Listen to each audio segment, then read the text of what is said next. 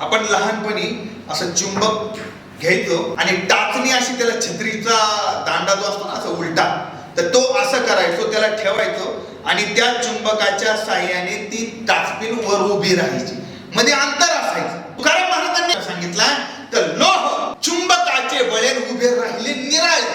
दोघात direct connection अजिबात नाही, पण उभं राहिलंय, वेगळं उभं राहिलंय. याच्या मागे कारण काय?